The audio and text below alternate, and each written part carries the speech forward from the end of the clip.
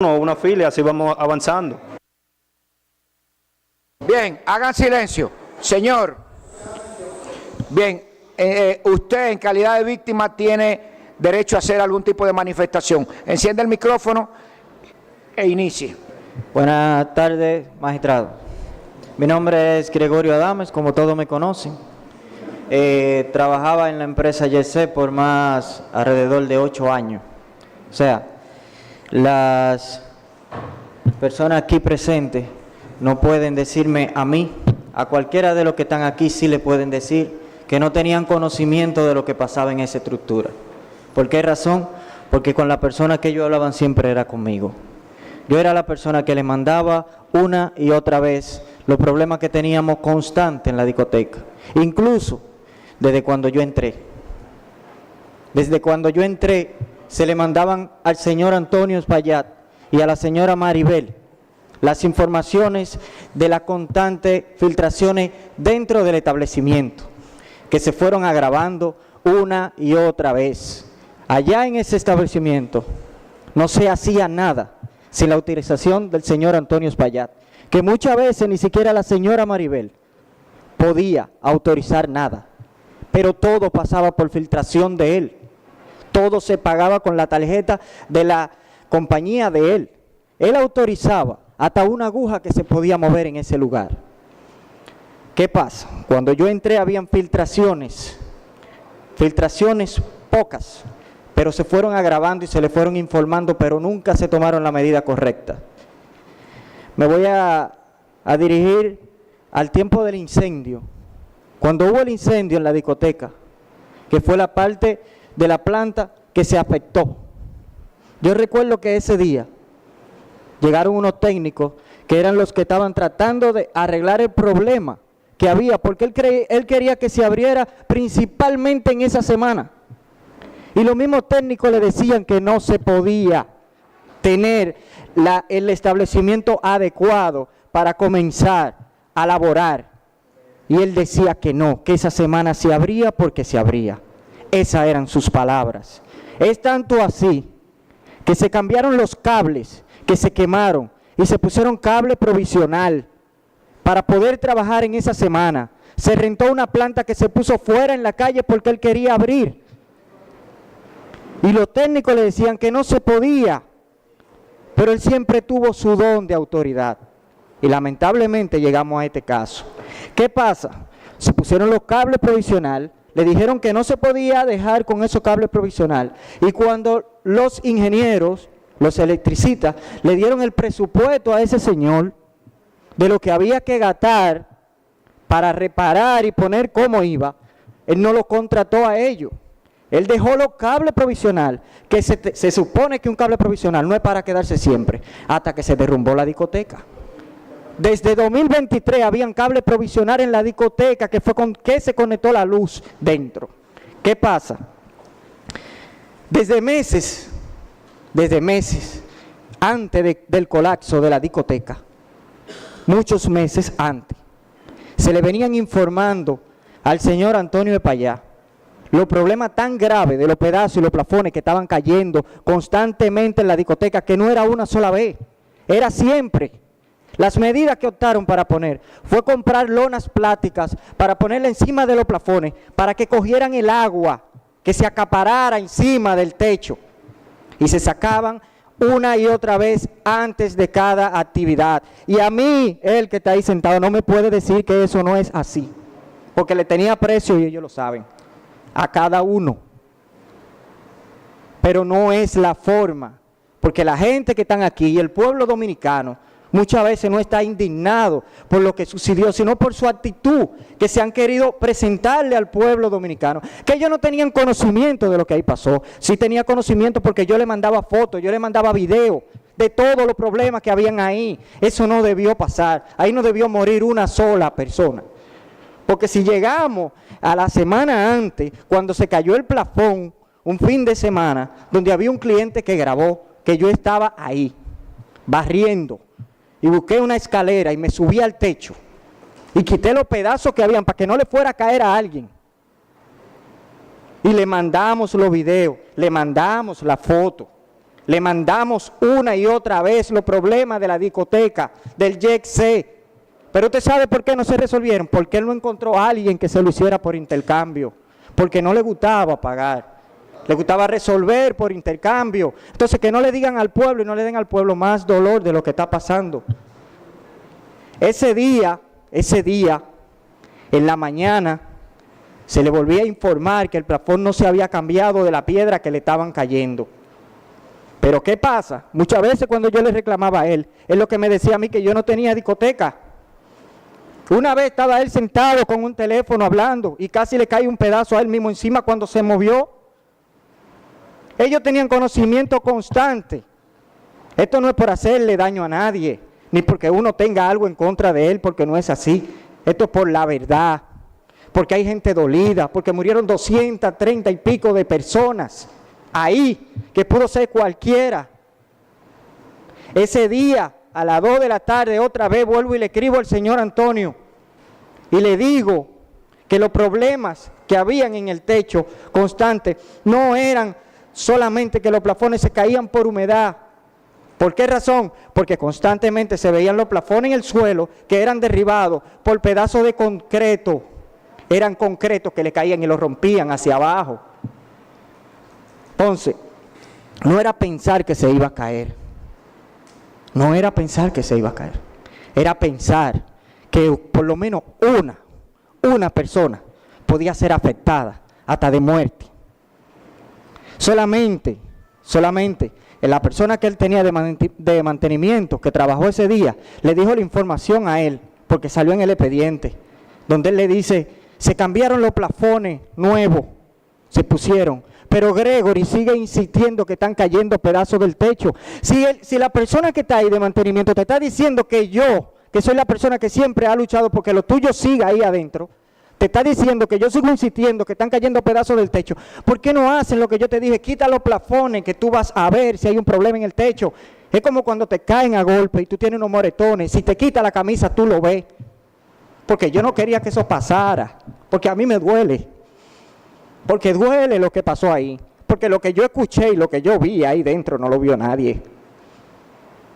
Personas llamándote de abajo de los escombros, voceando tu nombre y tú de arriba quitando pedazos para querer ayudarlos sin poder. Esto no se trata de querer tomar justicia en contra de ellos. No, hay un pueblo dolido. Que se olviden de que esto es por envidia, que aquí nadie le tiene envidia, que si ellos estuvieran sentados del otro lado también dijeran lo mismo. Ese día simplemente él le dijo, bien, cuando pasa el incidente con el cliente a las 11 y pico de la noche, yo soy quien va donde ese cliente y me pongo a su disposición de llevarlo al hospital. La señora Maribel ni siquiera fue donde él, ni siquiera a verlo. Y yo le hice señas que ese otro pedazo se podía caer encima, que lo mejor que podía pasar en esa noche era suspender eso, porque algo iba a pasar. Y la respuesta fue que no se podía porque esa fecha era buena. Y yo le dije a esa señora que está ahí, que ya lo sabe, que fue como mi madre en ese tiempo, esa que está ahí. Y por eso cada día yo lloro, porque me duele cada vez que me acuerdo de todo el que murió ahí. Yo le dije, doña, estamos pensando solamente en que la fiesta es buena y que la que viene es buena, pero lo que nos están advirtiendo, que yo presiento puede ser peor. Ella simplemente me dijo que no se podía. Ahí no hubo ninguna explosión. Ahí lo que sonó fue el estruendo de un techo completo que se derribó, Señor. ¿Entiendes? Aquí hay un pueblo dolido. Si me hacen caso, si hacen caso a las advertencias que venían pasando una y otra vez, porque no fue la primera vez. Ese techo no se cayó sin avisar. Simplemente Manuel le dijo que iban a ir la gente de cielo acústico para sequear el techo, como por capricho mío, para convencer a Gregory. No era capricho, los pedazos se veían en el suelo, el agua constante, los plafones.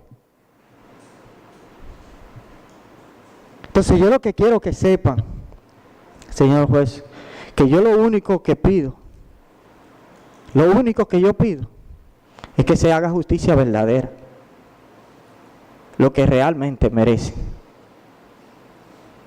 Porque esto nunca va a ser por venganza. sino porque todo el mundo está sufriendo. Porque yo perdí 7 compañeros ahí, que ellos ni siquiera lo mientan. Eso es cuanto. Bien, gracias.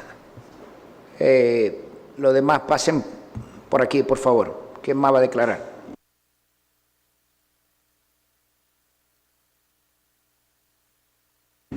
Encienda el micrófono, por favor.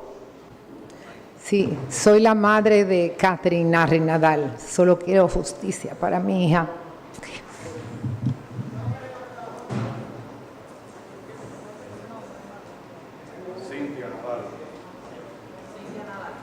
Cintia Nadal. Bien, sigan pasando, por favor. Buenas tardes, honorable magistrado. Mi nombre es Simón Bolívar Soto Mejía, padre de Simón Bolívar Soto Mejía, mi hijo, que falleció en la tragedia del Jet Set. La diferencia entre él y yo era un número de cédula. Hoy estamos asistiendo a esta audiencia y aunque nuestra confianza en la justicia no es la que esperábamos, pero sí confiamos en esta instancia que preside usted, este tribunal. Las pruebas que se han presentado evidentemente que conducen a un homicidio voluntario con la figura jurídica del dolo eventual. Esto no quiere decir que usted va a acoger una sugerencia nuestra, porque esa es la facultad de usted como juez, valorar las pruebas. Pero este testimonio que acabamos de escuchar de Gregory, creo que huelgan las palabras. Nosotros confiamos en que se haga justicia y este es el camino por donde comienza, que se conduzca por el sitio donde esos culpables realmente reciban la sanción que deben recibir. Justicia, no de 2 años, sino lo que contempla la pena del homicidio voluntario con el dolo eventual. Sabemos que usted, confiamos en esa decisión y que las pruebas han sido suficientes, tanto testimoniales como físicas. Aquí oímos decir que el día 8 de abril el cielo lloró. Yo recuerdo, yo estaba en mi casa dormido y como por mi edad uno despierta a cualquier hora de la madrugada y cogí mi teléfono y vi que había habido una tragedia en el Jet Set. Yo no me imaginaba que mi hijo Simón Bolívar Soto, que dejó 5 hijos de 2 uniones matrimoniales, Jean Luis Soto y Lía Chanelli, que ya son mayores de edad y viven con nosotros, con mi esposa Elsa y yo, Simón Eduardo, Andrés Emilio y Ramón Alonso, 3 de 10, 7 y 2 años, con el espectro autista, 2 de ellos, viven en Santiago. Estamos luchando, vamos a seguir porque nosotros, ellos van a subsistir y la vida, lo único que queremos es vivir para darle respaldo. Pero no podemos cargar con esta pena de que no haya justicia. Y una prueba de la culpabilidad también, aparte de las que han aportado aquí los querellantes, es ellos mismos se inculpan. ¿Se inculpan cuándo? Cuando están tratando de comprar acusadores. Y a nosotros también nos mandaron a querer negociar con nosotros. Entonces el inocente no tiene que comprar acusador. Implícitamente ellos son culpables y por ahí deben conducir.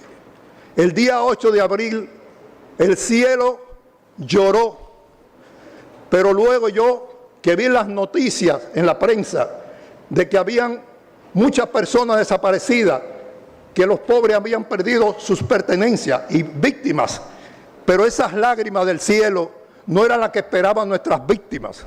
Así que si el cielo le toca llorar de nuevo, que llore, pero la furia de la naturaleza la descarga específicamente sobre esos dos culpables que están ahí, responsables de la muerte de 236 dominicanos. Así es que esperamos y confiamos en usted y los aportes que han hecho todos los querellantes aquí para que se haga justicia y sometamos a esos dos criminales por el camino que deben ser, no con 2 años, sino con la pena máxima del calificativo jurídico que debe merecer. Muchas gracias.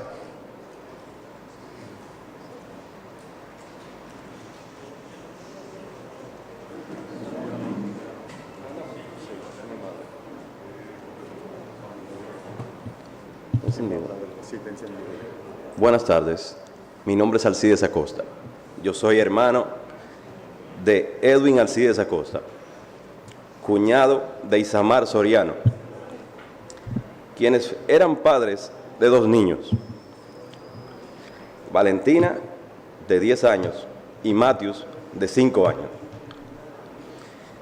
Esos niños preguntan hoy por sus padres.